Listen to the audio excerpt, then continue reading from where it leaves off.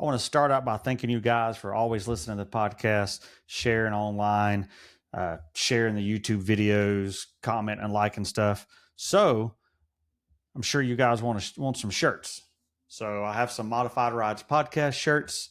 There's the front, got the logos on. Back, the back is all full color print for everything from small to 4X. Shoot me a message. Message me on Instagram, Facebook, whatever. Email me, call me, smoke signals, whatever you want to do. Get you one of these shirts. Like I said, everything from small to 4X are $25 a piece. No upcharge for some of the larger sizes. If you need them shipped, they're going to be $10 extra to ship just because shipping's gotten crazy. But shoot me a message, get your shirts while I still have them. Now, check out the episode.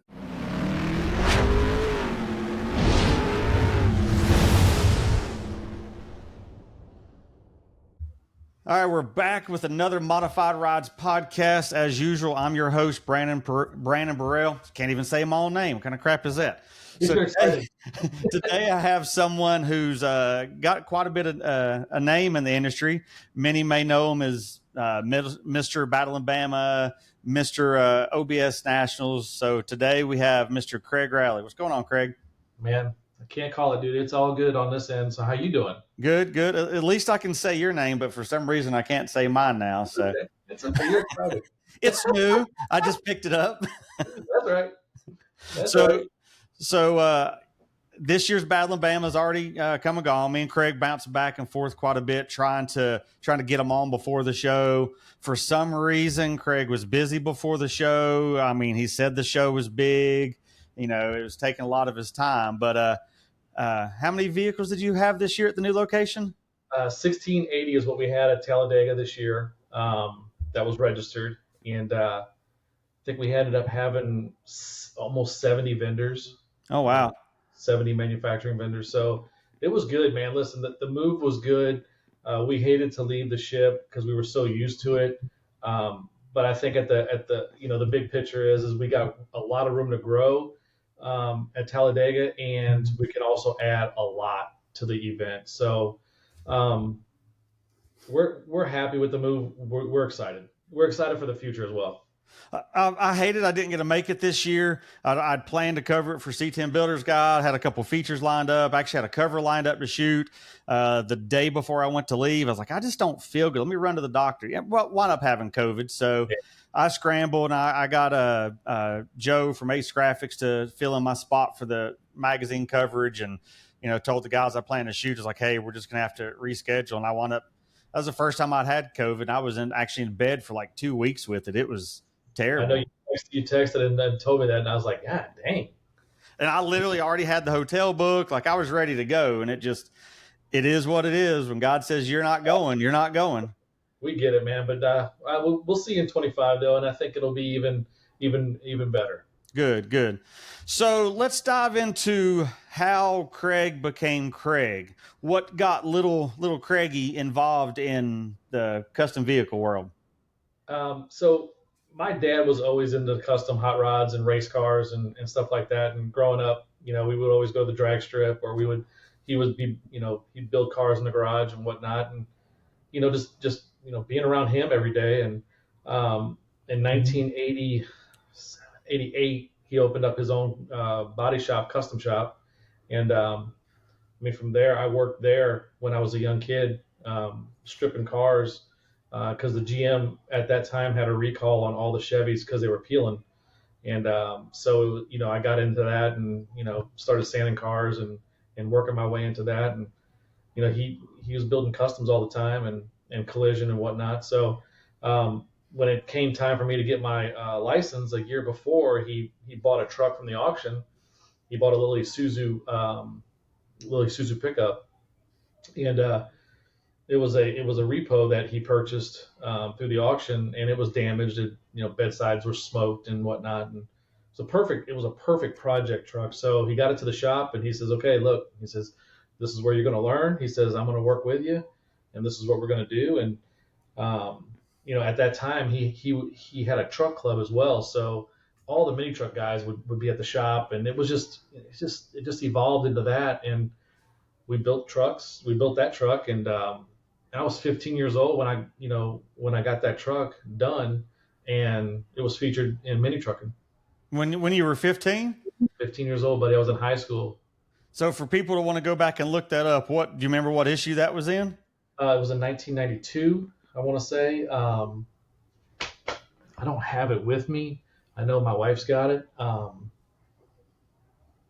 is that issue? I don't. It's got the blue dot. It's got a blue Datsun on the front. Um, OLP has put it up a couple times. They haven't put my feature up, but they put the cover of the magazine up. Yeah. Yeah. Um, So how did it feel at 15 to be in a magazine? Did you understand what the grasp of the magazine world was about at 15? yeah. So you know, mini trucking back in South Louisiana was huge, very huge. Um, and I hung out with all the mini truck guys because again, my dad had car club, had a truck club, and um, all the mini trucks would get done at the shop. Most of them did, but it was really, really, really heavy mini trucking back then in South Louisiana, and having a magazine truck was damn impressive. And but like Dean Schwest would just passing through. Twist of Lime, all those guys. If you just know the trucks that I'm talking about and look them up, that was all South Louisiana, and we had some nice stuff. I mean, competition was, back then at car shows and truck shows, it was competition. It wasn't dragging the streets, Yeah. and it was, you go to show, you go to win, and if you don't win, you go home, you do something else, and you go back out. It was competition. So how did you link up with the magazine to get featured at 15? Because you weren't out driving shows by yourself I was. at 15. Yes, sir. That Yes, that sir. I guess the time frames passed. You can no longer get in trouble for that. So No, so when I was 15, I would go with the truck club guys to the shows, and my first show was in Hattiesburg, Mississippi. It was a Hub City Cruiser show, and my first show I took best paint, and then second show I want to say it was Jackson, Mississippi. It was at the Rapids of the Reservoir, and when I name these shows for whoever's listening down south, they'll know who it is. yeah, The shows. And then when I got shot, Mike Shardis shot my Isuzu, which I don't know if you've heard of that name. yeah. I actually tried to get him on. He with his schedule and stuff. He just said he's not gonna be able to come on right now. I actually hit him up last week. Yep. So Mike Shardis shot the truck in Jennings, Louisiana, at Low Class Mini Show, um, and dude, like it was awesome because we're in South Louisiana and you got a guy from the West Coast coming from Mini Trucking Magazine, so that was just like unreal, right? Yeah. And he shot probably 6 trucks that weekend, and we all got in the magazines. I mean, and it was awesome, man. Like it was cool. You're probably the youngest to ever be featured in mini trucking, though. Well, I don't know. We'll have to ask Mike or anybody else that knows. But I mean, yeah, I was 15 years old, and in my small town, I mean, like that was awesome. So you were signing autographs when you went back to school and all that stuff? It was so cool, man. When I got shot for the magazine and the magazine came out, the local newspaper came out and took pictures of the truck, the trophies, the magazine, and did an interview with me. So that's where your autograph signing career started, because we know you still do that now when you go to events. So I seen Glenn Brown was down there. I guess he was down there the other day getting autographs from you. Yeah, so. yeah. But yeah, so the local newspaper did a big article on us, and it was just crazy, man. But that was the good times, Brandon. Like that was fun. It was so much fun, and people just don't know how much. If you didn't live that era, then they have no idea. But it was so much fun. I mean, I graduated in 94, so I was going to local cruise spots for the buddies when I was 13, 14, 15, because we'd leave the skating rink and then go cruise, and they had whatever car they had with, the 215s, and right. I couldn't drive, but I was cruising with the guys, so that's kind of when I got hooked. So yeah, we're about the same era there, so I totally get it. But it was so much fun, and so we showed that truck till I was 17, and then I got an Amigo. So we put that truck to the side. Dad purchased an Amigo from the courthouse steps because it was repoed, and we built an Amigo. It never got featured. but it was really, really nice. But I didn't keep it very long because when I was 17, I've done the mini truck stuff since I was 15. So I was getting, I wanted to go street racing. Okay, Can't do so that in a mini truck. no, so I sold the Amigo to a guy in Mississippi, and I went and bought a Trans Am, and did work to that, and we started doing some street racing, and um, I think when I was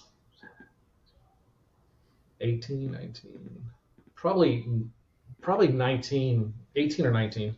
Um, that's when we built. Well, no, I'm sorry. With that, when I had the Trans Am, I actually built a Nissan. I built a Nissan hardbody extended cab called Raisin Mohel, and it got featured. I'm sorry, I take that back. It did get featured. That one did, um, and that got featured in '94, I think. '94.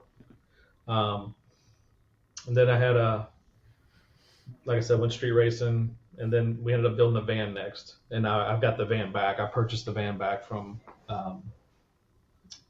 actually from a bail bondsman. So he ended up getting it. But I didn't realize that was your van, the yellow one, right? yeah, so we built that van in '96, Okay. and that was one of the last trucks that we custom painted out of my dad's shop. And we did that van, custom painted it, and then I moved.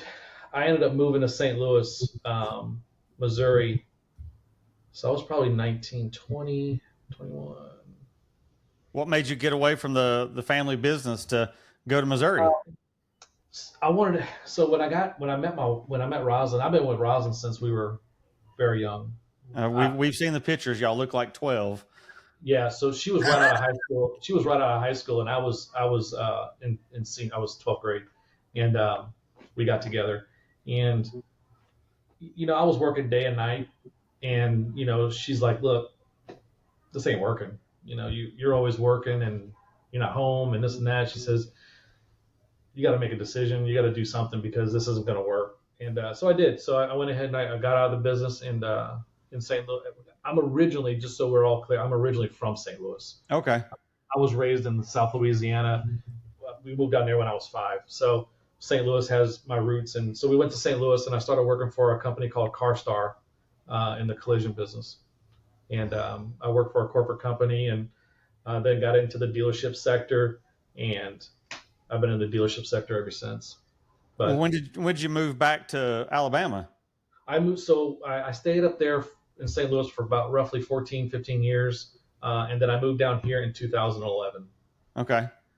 I moved down here, and honestly, man, I hate to skip all the way throughout all this because there's a lot of trucks and cars that I built, that we built in the mean. But we moved down here because I was just kind of sick of the hustle and bustle. I just had my second child. I was working all the time up there, and I wanted a slower pace of life. So I just made the call that we're going back south. So found a great position here with a corporate company, and I've been here ever since. So when you were in St. Louis, you were still building vehicles, even not through your dad's shop? Yeah. So we built the van. I'll give you the history to that. So I built the van. The van got featured, and in 1999, 2000-ish. Who shot that one? Lance Okay. Marks. So after that one, in 1999, I went ahead and I wanted to get back into racing, into drag racing. So I traded it to a guy, and when I did that, I ended up picking up a '70 Camaro. It was a 9-second car. So I got that. We did the trade, and I got out. Like I said, I traded it off, got that car, redid the car, and I went racing for several years. Like legit track racing? Yeah, I mean, I wasn't any good, but we had fun. Spent a shit ton of money, but at the end of the day, we had fun. And like I said, I wanted to try it, but I was no good. I mean, I wasn't great. Anyway, it was definitely not a career, but It's fun though. That's it was fun. we don't do this to become rich. We do this because it's fun. We had a good time. So And while I had that race car, I ended up picking up a dually. I bought a '99 dually crew cab, and I built that truck. Um, and we built that truck, and we debuted that one in Slamboree in Oklahoma, and Courtney shot that dually. And I want to say that shoot was in 2002, and I think it ran in 2003. Sounds about right, time wise. Yeah. So that it was orange and white, and I ended up finding that truck actually in 2015. But anyway, so we shot that. That truck got shot, and then I started working for a dealership, and I was completely burnt out of trucks. And I sold that truck, and I didn't do anything. I kind of just went dormant for a while, just focused on career and making money and whatnot. So um, did that, and in 2007, I picked up that Suburban that I have now, that panel truck, Yeah. flat broke. I picked that truck up. It was in the swamp back in Louisiana. A buddy of mine had it. Ty Zito had it, and it was basically just a rat rod truck. And I went down there and picked it up, thinking that I was just going to kind of just get a cruise night special. Just going to build a rat rod. Just kind of just cruise around and just have fun and not really get so deep into something that where it becomes a headache. Yeah. So we get that truck off the trailer, get it home, put it on a lift, and on the lift, the truck did this, and it started flexing down. And Scott Griffin, a great buddy of mine, he says, "Buddy," he says, "this ain't gonna work." He says, "You're gonna have to put a chassis underneath this thing." He said, "It's rusted out and rotten. The rockers were rotten." I was like, "Oh shit." I said, "Look, man, give me a price to put a chassis underneath of it, but I don't want to do a bunch. Let's just get it stable to where I can cruise it and have a decent time." Well, one thing leads to another, and he's upselling, and next thing you know, we're chopping the top and stretching the quarters, and that's like, oh shit, here we go. So that escalated quick, but that truck took a long time to build because I had a family then, and it just kept escalating and escalating, and there was so much money to build the truck that I just I just had to, it just took time. Yeah. So in 2007 we started. We didn't. We were going to debut it in 2000 and we were going to debut it 2012 in Vegas at the SEMA show. Well, like I said, I moved here in 2011. We were building the truck. I decided to leave. Truck got on hold. Came down here, parked the truck at Dad's house. And did just kind of, in 2011, I was building a business down here. And from there, my dad was tinkering with the truck and getting it to where it needed to be. And he called me one day and said, "Hey man, look," he says, "I got some bad news." I said, "What's that?" He says, "I got diagnosed with pancreatic cancer." And he says, "They give me less than a year." I said, "What?" I couldn't believe it. I was freaking thrilled. I'm like, "Well, okay." I said, "Well," it just took me so much to process. I couldn't even believe it. Yeah. So that truck was definitely on hold at that point, and we didn't do anything to it. And I spent the last of his days with him, and ended up buying a Corvette and doing a road trip with him. I just basically told him, whatever you want to do, let's do it. And we did. We had a good time, but he lasted about 7.5 months, and he passed away in 2000, late 12 and 13. And then from there, so we were supposed to debut it. Obviously, that didn't happen. So I just once I kind of got everything straight, and his passing and whatnot. Yeah. I jumped back on the truck, and we ended up debuting it in 14. At SEMA? Yeah, at SEMA. What booth was that in? Exalta. Okay. That was the first year I had a vehicle there was in 14. Yeah. But didn't know you then, so. Yeah. And listen, Brandon, so the crazy thing, so I laid low. So 2004 till then, I didn't talk to anybody. I was just kind of like low key, didn't do anything really, just chill. Nobody knew I was building a truck besides Ty Zito. Like nobody really knew anything. So when I brought it to Vegas, like Negative Camera didn't even know. None of the guys. They were like, "Who's got the camera logo on this? Who is this?" And Chico's like, "Man, that's Craig's truck, man." And I'm like, nobody knew who it was, and that was so crazy because I didn't know anybody at that time really. I knew Chico and a couple of the guys, and I know camera guys, but I really wasn't on social media. I didn't have Facebook, right? So I didn't have none of that. I wasn't a social media guy. I just laid low, and we built the truck, and so we got it out in Vegas, and people didn't know who it was, and I was still laid low. I didn't really put myself out there. I was just kind of like, I'm doing this. I finished it in memory of my dad. Yeah. I was kind of doing my thing. I didn't really care about much besides just getting that part of it done because there was a couple things that we had planned to do, me and him, but then when he got diagnosed, we obviously put everything on hold. So Yeah. I finished the truck. I got that part done. And in 2015, I was here. I had a truck, and there's scraping the coast, and there's a couple shows around, and didn't really do much. And I was like, man, we need to put a car show on down here. I said, there's so many hot rods and so many cool things down here. I said, nobody really does a car show in Alabama on the Gulf Coast.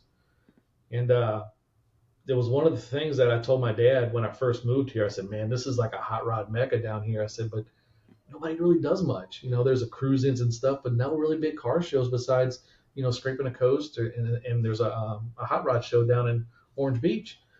And he's like, well, what do you want to do? I'm like, I think I'm going to put a show on one day. And he's like, where? I'm like, man, dude, I'm telling you, the Battleship is right off the highway. I said, you can't beat it. I said, you got hotels in Daphne. You got a Battleship that you can put a badass show in. At that time, Brandon, I was like, yeah, we can do 300 cars, man. It'd be awesome. Like cool, And he's like, Plenty of room. Do what you got to do. He's like, he says, man, I'll come down there, And then all that stuff went down. And so that was the next thing that was on my goal is I'm going to put a show together. So I ended up getting with Robbie Bryant. He educated me on some things, and we talked a little bit, and we did the first year together. We did it in March of 2016. It was a rain fest. I think we ended up having like 200 cars. So you had it in March the first year? Yeah. Okay. Rained the whole time, right? 200 cars showed up. And to me, Robbie's like, dude, this is not good. I'm like, this is great. Whatever, man. What are cars? Yeah, cars showed up. We got cool people here. I don't care. And he's like, dude, this ain't good. I'm like, all right, whatever, man. So at the end of that event, he's like, look, man, I'm gonna bail. He says this isn't gonna work out. I said, that's fine. I said, that's cool. So I took it over, and then the second year I think we ended up having like 600 cars or 700 cars, and I'm like, this is insane. Like, this is retarded. This is not what but I really put myself out there. So then I got Facebook, and I got this, and I got that, and I started putting myself out there and working extremely hard to build a name and to build a brand, and here we are, 10 years later. This will be our 10th year anniversary in 2025. And so you moved it around a few years from different months. I know the one year I went was the COVID year because it was supposed to have been my bachelor trip. My bachelor trip. Yeah. We'll leave that in there. Supposed to be my bachelor trip. Then it got moved because of COVID. Well, the wedding got moved as well. So we couldn't get, we eloped on the date we wanted, but we couldn't get married that date. Right. I know that year you had it in August, and still probably one of the hottest shows I've been to. I think it was 104 in the shade, and you'd walk in the porta john. As soon as that door would shut, you'd just sweat and you'd go, yeah, I don't have to pee anymore. I'm good now. It was crazy, man. It was crazy. It was, but I will tell you this. I'm going to tell you this. That year for me was the funnest year. Really? To this day. And why is that? Man, all the old school mini truck shoot we did, all the old school mini trucks were there. The Pro Streets started coming. You guys were there. It was just a mecca of everything. That year was so diverse with so many different cool stuff.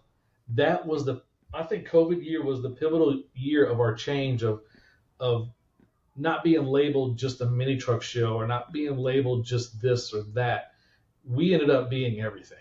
Well, everybody was cooped up for so long. They had to get out and do something. Dude, that was the pivotal year, I think, to where it just changed for us because the Pro Street guys had a blast, the C10 guys had a blast, the new guys had a blast, the mini truck guys had everything was great. That was 20?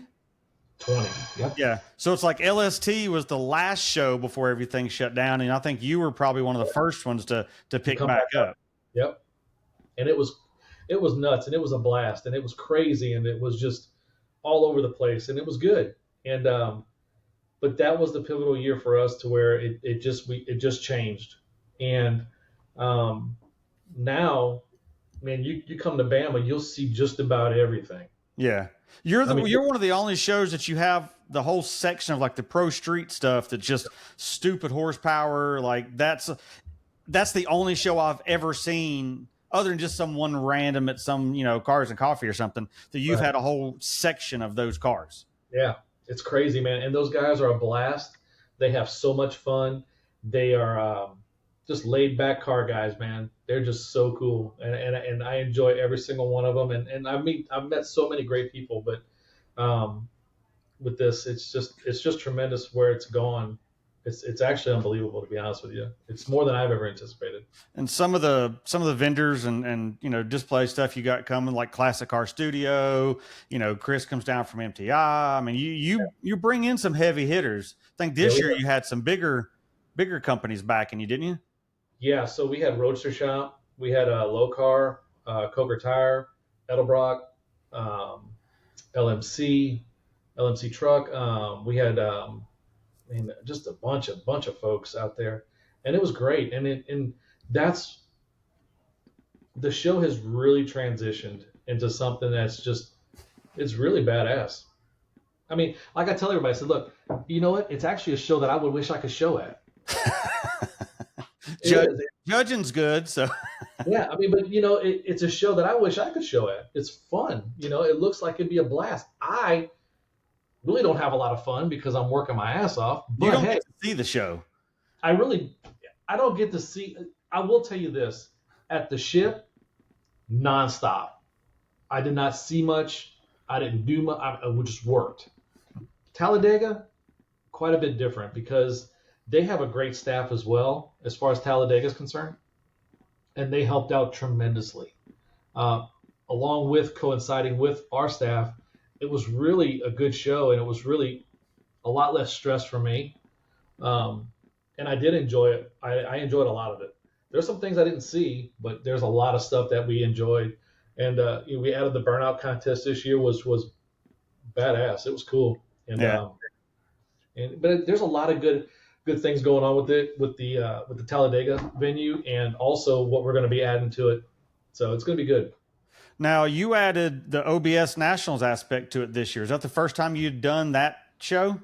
Yeah. So I wanted to birth that show, if that makes any sense. I wanted to birth it there because I knew that it couldn't sustain itself by itself. Okay. Being that the OBS trucks are just coming into play. And I say just coming in within the last couple of years. Yeah, they've blown up big since C10s have become untainable. Right. So those, and I wanted to put something out there for them because nobody did. There's a bunch of C10 shows out there, but there's nothing for OBS shows. And I think OBSs are the new C10s in my eyes, to be honest with you. And so I wanted to do it. I wanted to birth it. I wanted to be the first one to do it, and we did it. Ended up having 300 OBS trucks there by itself, which was fantastic.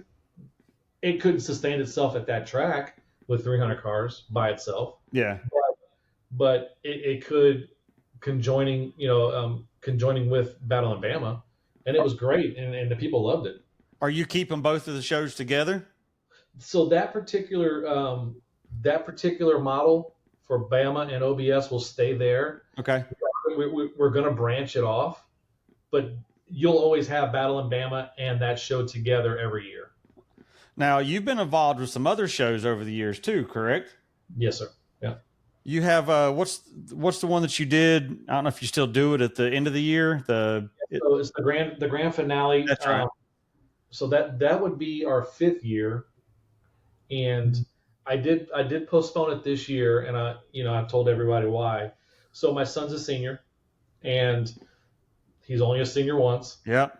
and he's heavily into the marching band for the high school, and I miss a lot of that in the fall because I'm always out at shows promoting the finale and whatnot. So I took a break. We're going to come back in 2025 with Totally that, understandable. but I wanted to take that break because I wanted to spend the time with him and absorb everything I can because when he's off to college, it's not that I lose him, but I lose him. Oh, trust me, I don't mine have time. mine turns 24. Time of recording this, she turns 24 next week, and it's like I still feel like she was in middle school. Like I blink, and it's like now she's living on her own in Charlotte, and it's like, It's crazy, man. And my wife sends me pictures of like all the stuff that comes up in her memories, like the first day of school for first grade and the second grade, and she sends me these pictures, and it's like, where'd it go? yep, Where'd it go? So I don't want to miss his senior year at all. I won't say I missed some of it, but after the holidays, we're going to crank back up with Battle in Bama, but we're cranking it up right now. But um, I just don't want to miss that. So I postponed it till next year. And we've got a couple other irons in the fire, but those three events are our main events right now. okay. Well, it's like the same thing with my daughter. Like she cheered, so there was a lot of times, football games are on weekends, so I was always off at a show. I mean, I missed quite a bit of growing up, and it's like you're like, oh, I'll hit the next one, and then you're at a show, and he's like, well, I'll hit the next one, and then it's like then you're at a show because like it's kind of hard not to go to a show and make money when the cheer stuff costs so much. You kind of have to, you know, double dip like I was. So It's such a balancing act, and like for instance, this September. So I'll tell you, now is he's going to be cranking up with band competitions and things like that. So October's really heavy for band oh competitions, yeah, and football starts this Friday. So every Friday night we'll be at a football game. Um, but so like for instance, September is a busy month for car shows, uh and huh. so I've got one, two, three. I've got three planned um, to be at, which Triple Crown's one, I'll be at that one. and I think I want to say that that's their bye week, so I won't miss anything that week. Then we're going to Sparks in the Park with David DeCarver in Pensacola, or I'm sorry, in Navarre, and then we're going to C10s in the Park Okay. in Waxahachie, Texas. So I'll miss a couple things, and then October, dude, I'm not doing anything besides what he does. So I won't be doing anything there. But then November football's kind of over with unless they make the playoffs. But by the time Dino shows up, I think all that's over with, and I'll be at Dino's. I'm actually driving Snot Rocket to Dino's. Nice. So I'm making that trip to Vegas this year and back. So if Dino's was the weekend at the end of SEMA, I'd hit it. But it's like to stay another week, and yeah, you know, have you ever been? no. I was supposed to have done it last year. I was supposed to cover it with street trucks and everything, and last minute plans were changed, and someone else was sent. So I just drove on home from Vegas because I was going to stay at my buddy Adam's house for another week and then go to it. But yeah, this year I'll probably rolling back solo from Vegas. So it's like I'm gonna go with another vehicle, so I'm not solo. Yeah. So I won't be able to stay. So we drove there last year. We drove to Dino's last year. We took the OBS out there. Mm-hmm. Uh, we ended up being in Twin States booth for that event, and honestly, man, I had a blast. And I think it's just because the weather's so nice. Um, the drive was awesome. We got to see so much stuff that I've never seen before. I've never been to a West Coast show. Did you not drive to Vegas when you did SEMA? No, I transported it. Exalta picked it up in Illinois, Okay. transported it there, and then I flew. In. So honestly, I mean, it was, and I'll tell you, when we debuted it there, I transported it there. I got everything set up. I stayed for 3 days, and I left. I went back to work, and I had to I had the gentleman that actually sprayed the truck, Yeah. kind of handle it, and load it back in the transporter. And then they sent it back to Illinois, and then he finished up some work on it, and then I went and picked it up. I So was looking at transporting this year, but I got my wife's Tahoe and a buddy's truck going, but transporting's gone through the roof lately, and it's like, I first started doing it for like 2,500, $3,000 round trip. Now it's like $6,000 round trip, and it's like I'll just drive. I mean, I have the ability to take off those days before and day after. Being my sure. own boss, I can kind of pull out when I No, need to, but that drive's a rough drive. But the same thing, my buddy rode with me last year, Mitchell, that does Showdown in the Valley. He's like, he'd never been further than like Memphis. And, once you pass that part of the country, you're like, wow, this is a whole different view than what you'd ever see on the East Coast or the Southeast. dude, we had a blast, man. Me and my buddy Joel went, hopped on the OBS, drove it there. Oh, No I know, Joe. no trailers, no nothing, man. We just rolled, stopped in Texas, spent the night, and then hopped back and drove the rest of the way there. We caught up with some guys in El Paso. I mean, it was just an epic trip. We had a blast. Like I said, I'll do it every year as long as I can, because it's that much fun for me. I need to try to get it out there one time. Like I said, I 100% planned last year and it just fell through. So yeah, I remember seeing you and Joel posting from the trip. So because I shot his truck not long before that. Was it before that or after that? It's before that, yeah. Because as I went down and shot Schulman's, Randy's, and his. So that was a weekend turn and burn trip to Florida. So You shot some nice trucks that weekend. yeah, that was a busy. That's the thing when I do stuff like that, I don't go and play. I go and I work and I shoot the next one and then I come home. Like I don't. That's work for me. So Sure. No, that's a good time. And so I mean, like I said, I've been in the custom game since I would say 88, you were what, 30 back then? Shit. But I just turned 49, man. I tell you what. When was your birthday? July 18th. I say, so you're only a few months older than me then. So I guess I can't really say nothing. We both have the gray thing. You look a lot younger. I think it's your little black frame. It's the lighting. It's the lighting. But I look rough. But so, you mentioned the negative camber thing. So let's get into that. How did you join camber? Was it Chico when you was up in St. Louis? No, actually, we tagged Chico in. I ended up joining in '97, and Kevin Holland introduced me to Courtney, and then Radar, and then the Kansas City rep, because there was nobody in St. Louis or Missouri.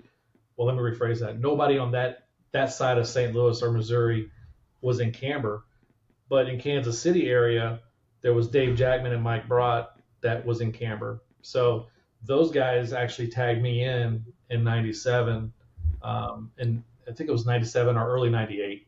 And so I ended up joining in camber there. So I mean, I've been with those guys forever, and it's a lot of things have changed, obviously, Yeah.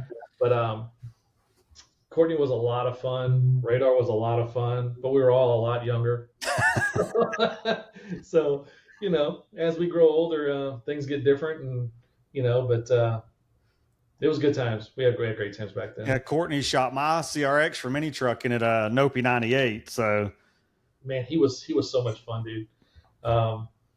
When he shot my dually in Oklahoma, I swear to God, dude, it was the hottest show ever. I think it was in August, and it was hot, and it was at the University of Oklahoma, and my God, but we had a blast, man. He was awesome, man. We all miss him, that's for sure. yeah. Well, then a mutual friend, I think, which is when me and you first actually physically met, was through Wes, which anybody in Canberra knows who Wes Frisbee is. So I met him. God, where did I meet him at? I think it was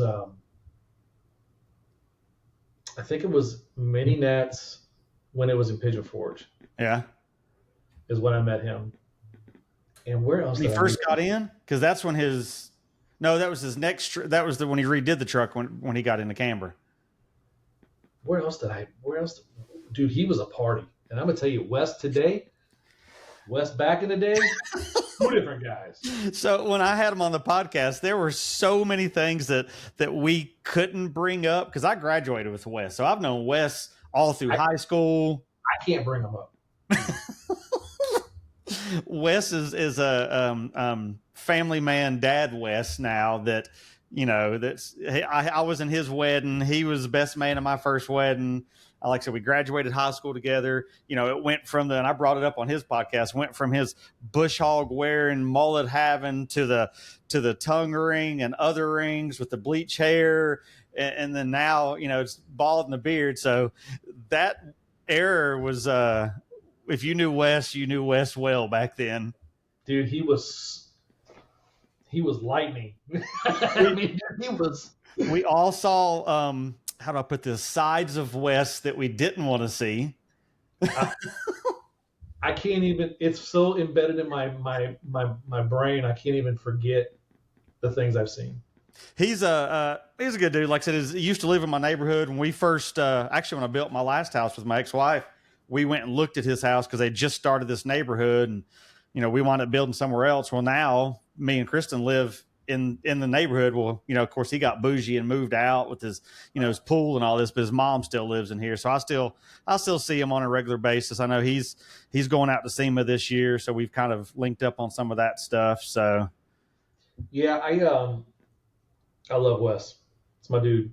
I'm supposed to shoot his truck for US Mags. You know, Chris has been trying to get me to, you know, talked at LST about shooting his truck, and it's like Wes lives 10 minutes down the road and we still can't sync up where my schedule works, his schedule works with his daughter, or the truck's clean. You know, it's just one of those things. So we play tag, kind of like trying to get you on the podcast. Me and him play tag, trying to get his truck shot. Yeah, and I do apologize for that.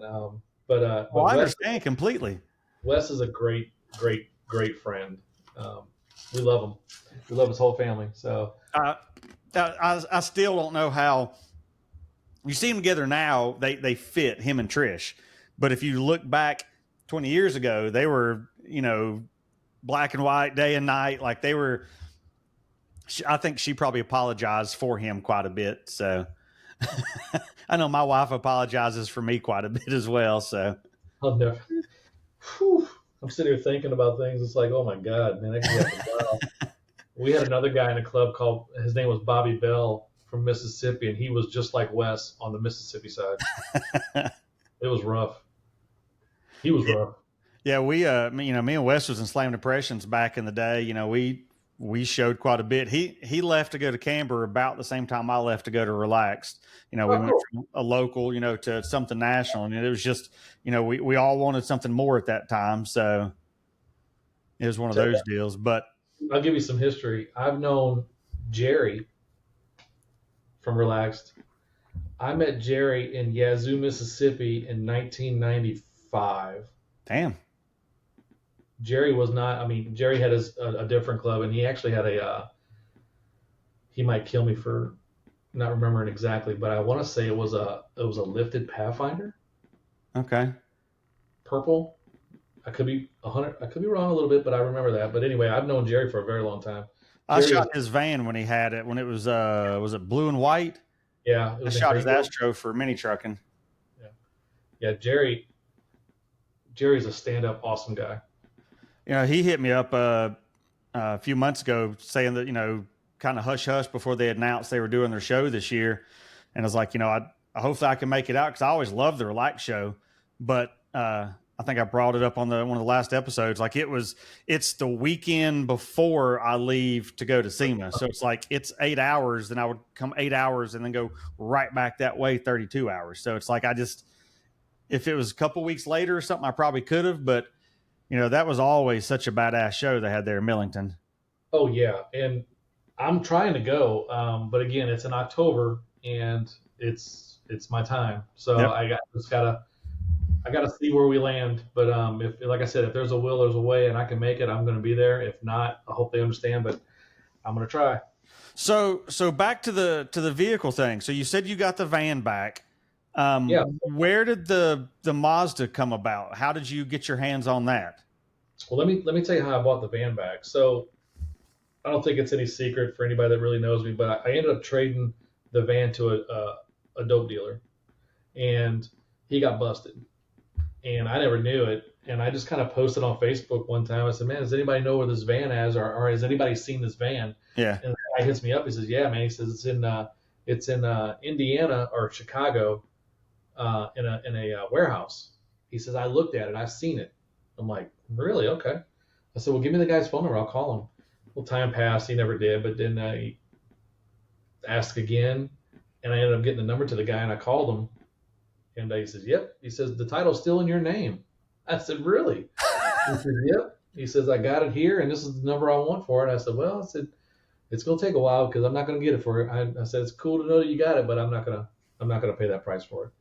So, long story short, I think within a year, I ended up buying it back, and I got it back, and man, it was in great shape. We did a couple things to it. A guy named Joel in Louisiana did some spot touching on it and tightened it up, and it's been great. And so I got that one back. So Well, if you had your name on the title, you probably could just went and picked it up, couldn't I could have. you? I could save have. save a couple bucks. But I'm not messing with those guys. I'm not messing with them. We're good.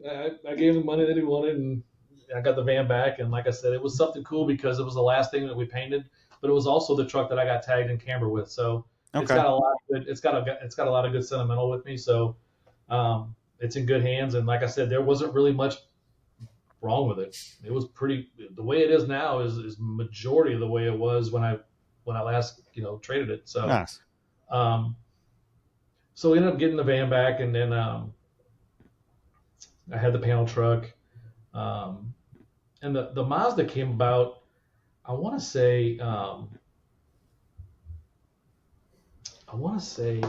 I either asked somebody or somebody told me where it was, and they okay. Here's what it was.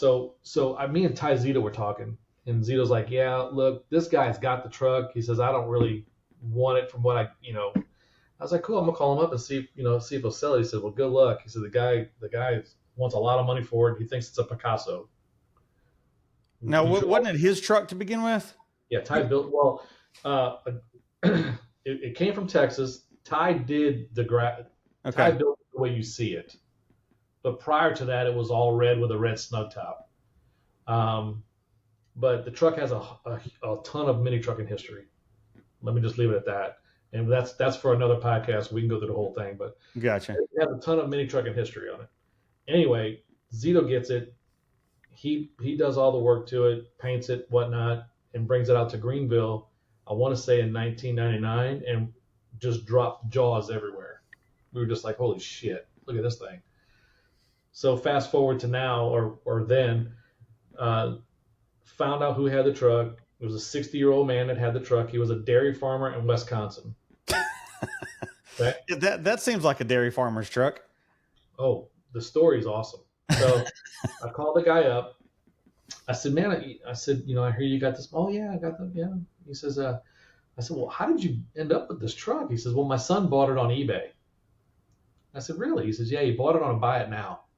He says, "So we had no choice. We couldn't back out because we bought it, so we went and got it." And I said, "Oh, okay." He says, "Yeah, he drove it. He drove it here and there. We took it to a couple parades." He says, and he drove it for I think the last year of his high school, and now he moved to South Dakota and he works on a dude ranch. I said, "Okay, all Not a right, dude ranch truck. wow." I said, "Okay." I said, "Well, what's wrong with the truck?" He says, "Well, it's just sitting in my basement." He says, I go downstairs, I open the door, and it's like a work of art. And I'm telling you verbatim what he told me. He says, "It's like a Picasso," is what he said. And I think he told Ty Zito the same thing. And I'm like, I said, "Yeah, man, we used to love the truck. I think it needs to be brought back out." We just talked. I talked to the gentleman for a year. And he was stuck on this certain number he wanted for the truck, and it was ridiculous. And I'm like, so finally came, let's just say it's a year and a couple months, and I talk to him probably every 3 months. And I finally call him up, and he says, "Man," he says, I forget what they call him, but I guess whoever ran his farm had passed away. And he is liquidating things, and he says my daughter is going to put the truck on eBay, or she's going to post it. That's Yeah. what she's going to post it. I said, well, look, before you do that, I said, listen, you're going to have everybody calling you wanting to buy the truck. I said, what is your bottom dollar? Sell it to me now price. He says, well, if you come with this amount of money and no less, you can have the truck. I said, I'll see you tomorrow. So I said, give me your address. It's in Wisconsin. I said, Jesus. Load the trailer up, and we haul ass to Wisconsin. And buddy, we are in Wisconsin. How long And, of a drive is that from Alabama? well, it took. So I drove to St. Louis. I spent the night. I visited my grandmother, and then I took off from there and went to Wisconsin. And the goal is to sleep in St. Louis, drive to Wisconsin, pick the truck up, drive back to St. Louis, sleep, and then drive home. We achieved it.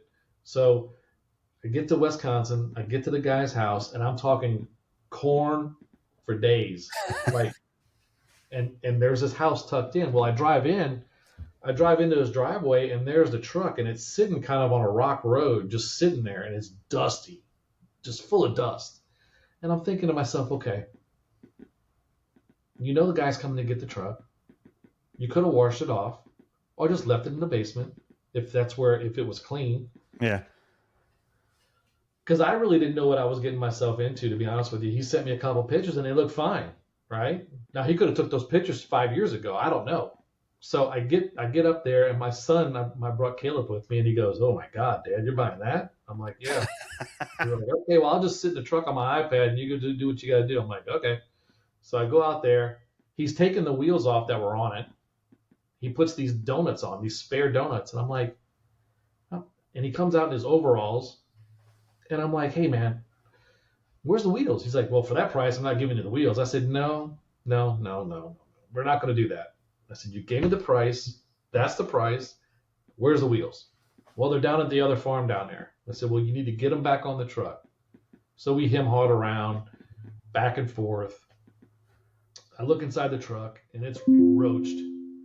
I look out the paint, and the paint's good. So this is, I know I'm probably dragging this out, but so I'm looking, because when you're buying something like this, you want to look at the things that that's very hard to fix. Yeah. The graphics were going to be extremely hard to fix if they were tore up too bad, right? So I'm looking at the paint job, and I'm going, oh yeah, this is going to be just fine. This ain't bad. Couple little spots, no big deal. Your money is going to be wheels, tires, redoing all the air ride, getting the interior completely redone, and just going through it and making it yours, but yet keeping it the way it was. Yeah. So I looked at it, I'm like, okay, cool. So this is funny. So I get in it. I said, well, how do you start this thing up? He says, well, you got to turn this toggle switch on. You got to do this. You got to pump it twice. And then you hold that and you turn the toggle switch back off. And I'm like, what? What? He's like, yeah. I'm like, okay, cool. So, man, I Jimmy crack corn it, get it started up. I'm like, okay. Put it in gear. And I'm like, man, this thing is a piece of shit. But okay. The rag top's destroyed. So I get in the trailer, I lock it down, I give him his money. Title looks like the dog has chewed all over it. So I get my shit together, and I'm like, look, because I'm on a time crunch. I said, look, man, I gotta get back on this road. I gotta be in St. Louis tonight. So, man, I'm booking. So I get back to St. Louis. I call Chico up. I said, hey, man, I got the truck. I said, come meet me at the hotel. So he came down. He says, I gotta see this, and he looks at it. He goes, okay, not bad. He says, that's crazy. All right. So got my shit, got back home, unloaded it. I brought it straight to the shop, and we gutted it. And we redid everything. Everything. But I will tell you that 90% of it is OG. I did add some things to it that I thought would be nice. But other than that, it's pretty close. Like I said, the wheels are different. Some of the paint work's different. The graphics are all the same. All the air rides current. All the amps are original. The woofers are not. The mids and highs are not, but all the speaker grills and everything's OG. So I mean, it's got some rods over time. Yeah, it's got some great. It's a great truck, and I'll never sell it. Did he put the wheels back on it? He did, and I took them back off, and I think it wasn't the point of me wanting the wheels as much it was the point of, hey dude, I freaking drive all the way to Wisconsin and you're gonna pull the freaking wheels off after you gave me a price. I mean, come on. What's it You going to know, do? Put them on a farm truck after that? yeah, Like, chill with them. You know? And I'm like, damn, dude. So it wasn't about, I think, the wheels. It was more of the principle.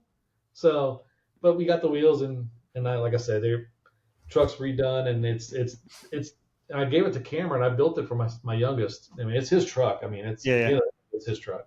Um, but I think he at the time he might have been 10, 11, maybe 11, and he got shot for the magazine, and it's cool. Like there's a picture of him in the magazine with the truck. I mean, it's his truck.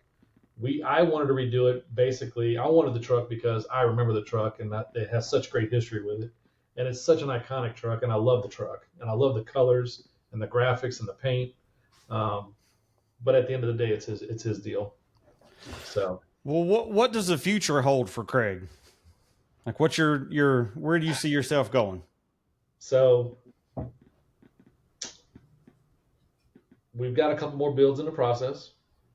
I got some more trucks coming out. We got Snot Rocket out this past year. Which your OBS, the purple and silver one though. Luckily, we got that where we could drop it in on that cover. So that's a great truck, man. It's a really cool truck. I love that truck. You could drive that truck anywhere. We got, like I said, we got the square body done. It's a 1975 C10, and we're going to drive it to Dino's this year. I got another couple of things in the works for next year to bring out. But the future for me, man, is making sure that Battle in Bama and OBS Nationals is a strong contender in the show market area. We want to have fun, and we want to bring something to people that we want to bring up an event that people want to come to every year. yeah. And then we've got a couple other things in the works that I really can't mention right now. But we do have some things coming out as far as event wise. So, but again, we can do that on another podcast. I got to settle up some things and Oh, you're good. Um, I don't want to have all my listeners sign an NDA, you know. but yeah, we got some things in the works. I never stop. I think anybody that knows me really well knows I don't stop. And what is your day job for those that just think you're Mr. Battle in Bama? So I run collision centers. That's what I do for a living. I work for an amazing company, and I'm based out of Mobile, Alabama, at the BMW store. And we have a very successful collision center here that does very well with a great staff. But yeah, I'll always be in the collision business, some form of fashion. But I'll always be in the car business as far as car building and cars in general, because that's what I love. So I guess running a collision center. So are you and Wes really brothers? Buddy, we talk a lot. We talk a lot because he works for a big group too. Yeah. So we talk a lot, and we kind of bounce things back and forth. And like I said, man, he's a tremendous guy, and he's got great knowledge, and he's a good dude. But again, as far as the future, I'll always be in the cars. I love it, but not many people can say that they actually enjoy what they do as far as work. I love what I do. I wake up in the morning. I love going to work, and I love doing what I do because I do things with cars, and that's always been my life. I don't have a job. I have a great job. Same now. I don't miss the days of having to roll a hand truck every day, but then play with cars on the weekends. But now it's something automotive 7 days a week. So you're at a place in life, I think, man, that you're happy, and that's good. You work for yourself, man. That's tremendous. I think at the end of the day, I still work for my wife, I guess, because she still has to. We all do at the end of the day, buddy. We all do, but our wives. I can't speak for her, but I know mine's she's on my team.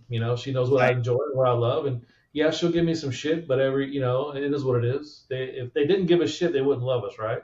That's why mine's getting the SEMA build this year instead of me doing one. So I See? gotta keep her happy. So And but I just I can't say enough how much I enjoy life. Life's too short, and as you get older, and I think you know this, I think you think a lot. I know I do. Is life's too short, man. yep, These people, I'm watching on Facebook people that I went to school with die, and that shit's deep. yep. Like because I mean, I still consider myself a kid. Really, I'm just playing.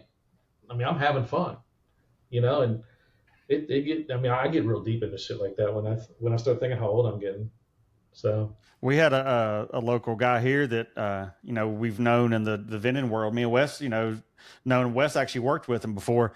It was a couple years younger than us, and all of a sudden, like his sister posted he was in hospice, and I was like, hospice? Like, how do you like overnight just turn on cancer? And it's like, okay, that dude's younger than me, so that's where it gets scary. Us getting old like this. life's too short to to to be an asshole or anything like that. I just want to be happy. So how do people find you online? What's your go to handles? Dude, I'm on Facebook. I can't. I do Instagram, but I can't. I'm not like. I guess I'm just so used to Facebook. So I'm always on Facebook. Damn boomer. What's that? Boomer. Yeah. I can't. Like I said, I just Instagram it. I mean, and Ronnie with C10 Talk and all those guys are like, dude, get on Instagram, get your shit together. And I'm like, I can't. I got to get my shit together. But anyway, I'm on Facebook a lot. I always give my cell phone out. So if you ever hear any of my lives, I always give my cell phone out. So I'm a phone call away for anybody. And just email me. See Rowley at battleandbama.net. And what's the Instagram handle? Shit, my wife does it. I don't even know. I don't even know. Battle in Bama, maybe. Yes, yeah. Okay. I don't even know. That's what I'm saying. I don't even do Instagram. My wife has it. She did it up, and I don't even know. So if you need something from Rosalind, hit up the show Instagram. Dude, 9 out of 10, man. Everybody knows. Just text me or call me or shit. Like I said, I think everybody has my phone number. Yeah. But that sucks. I don't even know my Instagram thing. It's got to be Battle and Bama something. We'll have to make sure people tag you, and when I make a post about it, they can actually tag your Instagram in it. So yeah. Fuck, I don't even know. Well, sorry. I appreciate you coming on, man. It was good to kind of catch up and learn some of the Craig backstory there. You done? I'm ready to go for another hour, man. No, it's been great, man, and it's so. I'm blessed to know you, dude. You're a great guy, and I appreciate it. I appreciate everything you've done and do, and like I said, for anybody that needs me, man, I'm really easy to get a hold of. Cool. We'll keep an eye on the show pages. We know what it is, but we'll keep an eye on it for you so we can keep tabs on next year's show. So hopefully I can make it down next year. You're coming next year, dude. Hopefully I don't have COVID again. So no, we don't want that, dude. No, we don't want that. But yeah, so next year we're gonna be bringing out autocross. Nice. So we're at that, and we're also perfect venue for that. Yeah, and we're gonna do track laps, so people will be able to go on the track with their cars and do some track laps out there. And there's a lot of things that we're gonna be adding to it. And every year we're gonna add something new. Plenty of room to grow. Oh, dude, ungodly. It's unreal how much room we have, but it's gonna be good. And the memes of you dressed up as Ricky Bobby, I think, are the best ones. Dude, we got some cool stuff coming out. Let's just tell you that. It's going to be fun. I guess you're Ricky Bobby and Lonnie and Radar is the old Dukes of Hazzard stuff.